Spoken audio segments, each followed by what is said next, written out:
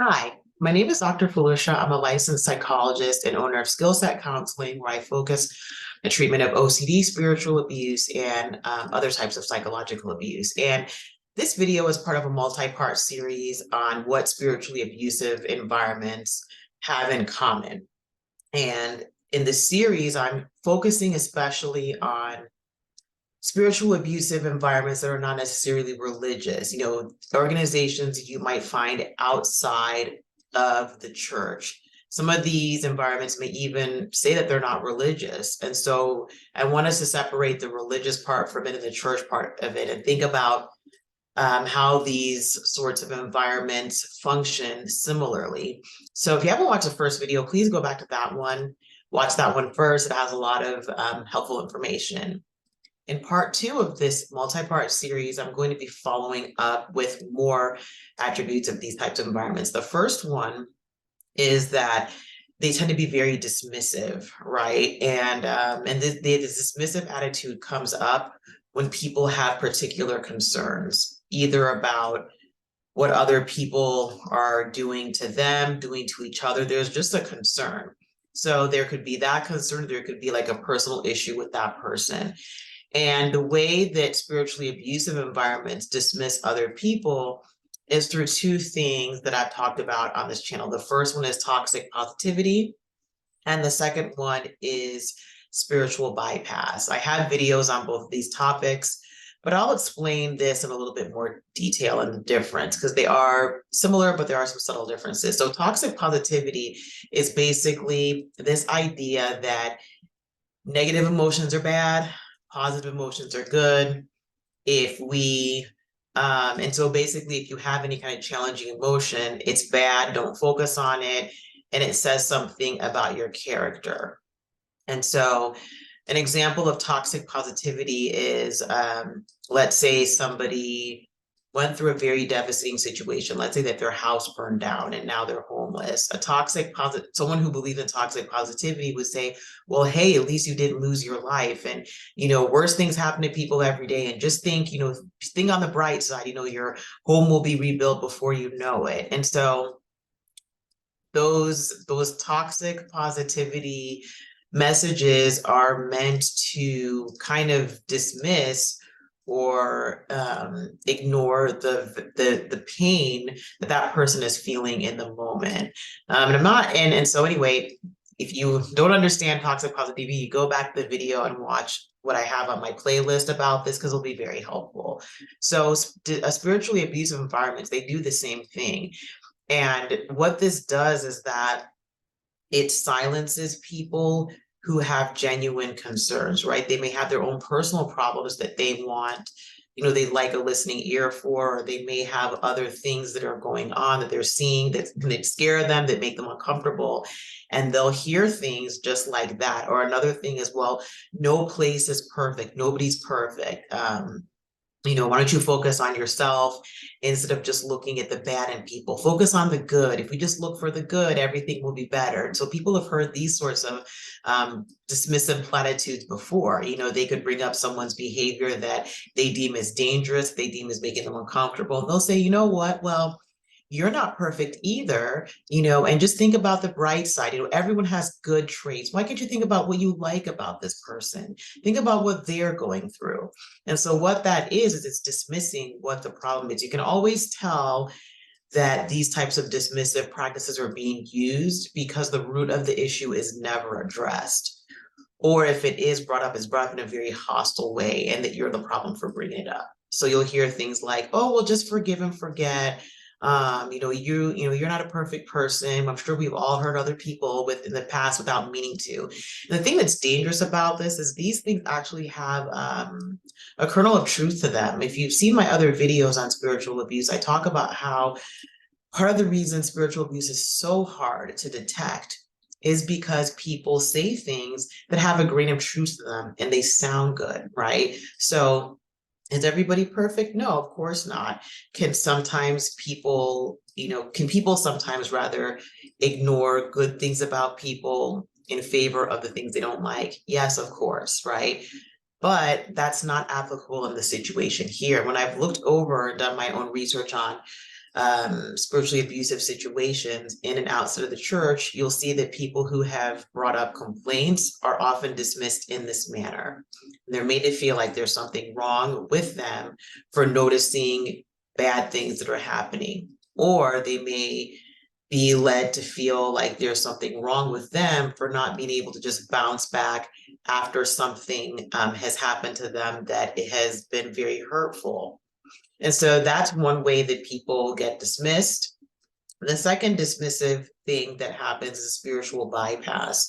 Again, watch my video on spiritual bypass to understand what it is. I'm going to go over it briefly. It basically is avoiding the root of an issue by applying spiritual principles, right? And so let's say someone talks about a very difficult event that happened in their life, and they say, well, you know what? Everything works out in the end.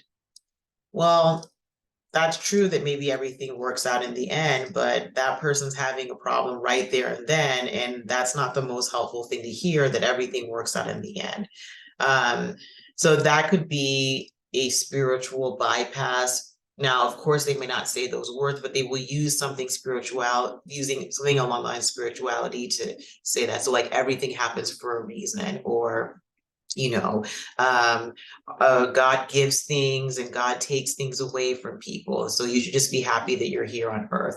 It's basically using spiritual things to avoid the root of the issue. Another thing that spiritual bypass can look like is somebody having a problem and being told that they're somehow deficient spiritually because of it. So you may hear things like, well, you're just very, maybe going to the new age sort of thing. Well, you just have a very low vibration, or you're low vibrational. I mean, I hear that all the time. I hear that very often, not even just out and about, right? I'm sure you guys have heard things like that as well. Or they might say things like, nope, nope, good vibes only, right? Or they might say that someone didn't manifest something the right way. And so, well, you manifested this into your life. And so this is why this has happened. And so they're these like very spiritual, I would say, yeah, spiritual sayings that just completely throw a blanket over the problem. And that's basically using spirituality to basically make the person just be quiet about what's going on. A lot of times the spiritually abusive environments to some degree are quite fragile.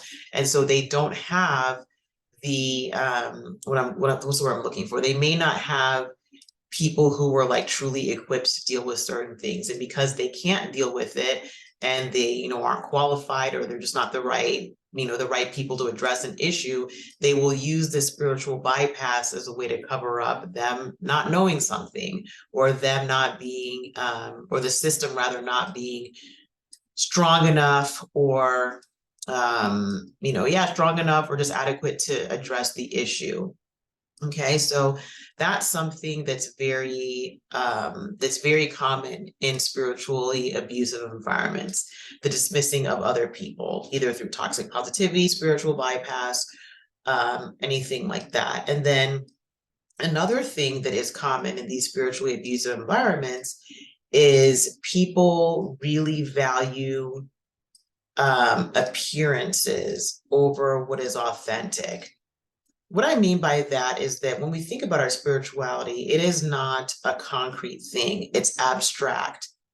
And so you can't, no one can look at someone else and say, oh, you have this much spirituality, this quantity of spirituality, or your spirituality is this strong. And so they will look for proxy measures to infer how much or how spiritual you are. So in these spiritually abusive environments, people will tell me that their attendance people made a huge deal about attendance. Now, is attendance important? I mean, yeah, I would say it is, but when that attendance is used as a way to measure your self-worth and your dedication, then that's a problem. And people have felt that their attendance was monitored. Their attendance was not only monitored, but monitored in a very controlling way. So let's say someone misses a meeting and they said, you know what, like my aunt was sick. They may be, I guess, criticized for doing that. Well, okay, your aunt was sick, but couldn't you just take an hour to come here? Or, things like that. They're just not appropriate, but also show control, right? And when these things like attendance are made a really big deal out of, when people make a really big deal out of things like that, it makes the person feel almost like they it's just a way of being controlled. I know that some people have told me that they felt like they became paranoid later because they felt their every movement was being watched, right? If you're not here at this time doing this with us, what were you doing? You shouldn't have been doing that. You should have been doing this. So there are things like that. A lot of outward appearances are used to infer something about the person inside. And so it could be not only attendance, but how much are you contributing to the community, whether it's money, whether it's showing up at all these events. They might use the word service or serving a lot. And what that really means is we need to keep tabs on you, because the more you're here, the more it shows that you're a good person. And they're not looking at how authentic that person is. Again, there's nothing wrong with attendance. Attendance is a good thing. I think that serving and helping out your spiritual community is a good thing. But when these things are looked at from a very rigid perspective and are used to judge individuals and shame individuals, that's a huge problem. And I talked about this in the first part of this series, but that's another way of fear-based control. That when people are monitoring your attendance, monitoring where you are and what you're doing and how you appear before others, it causes fear. And what they're saying by doing this is that, hey, we have eyes on you and we know what you're doing. And it can make you feel afraid. It can make you feel like you don't have anybody to turn to, or you just can't be yourself. Okay. So I'm going to do more on this series because there are quite a few attributes. But if you remember two things from this, number one is being dismissive, and the two ways that the way they're being dismissive is by toxic positivity, spiritual bypass. And then the second thing is really valuing appearance over an authentic character. And they're basically using outward things to determine your spirituality. And again, because spirituality is abstract, this is why spiritually abusive environments really drive these things so hard. So I hope this helps. If you are enjoying the video, you like it, you're learning from it, please like the video, give it a thumbs up, subscribe, and share with other people. I'd love to hear from you in the comment section. Have you noticed any of these things? Have you experienced any of these things? And tips you have for other people about managing all of this. All right, I hope you have a wonderful day that's filled with peace. Bye-bye.